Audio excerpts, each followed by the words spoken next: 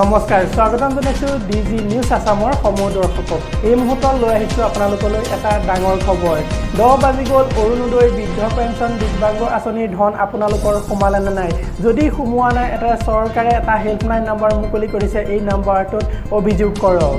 অৰুণোদয় বৃদ্ধ পেঞ্চন দিব্যাংগ বিধৱা পেঞ্চনৰ ধন সোমাল নে একাউণ্টত কোনো হিতাধিকাৰীয়ে যদি লাভ কৰা নাই ধন ক'ত কৰিব অভিযোগ চৰকাৰে এইসমূহ আঁচনিৰ বাবে ব্যয় কৰিছে 387 কোটিতকৈ অধিক টকা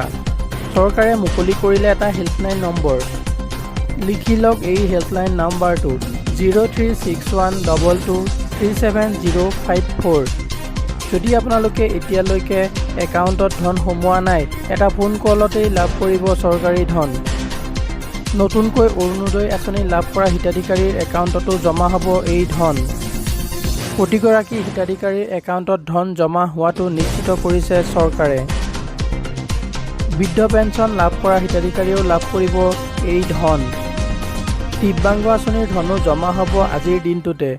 যদি বৰ্তমানলৈকে কোনো ধন পোৱা নাই তেতিয়াহ'লে এই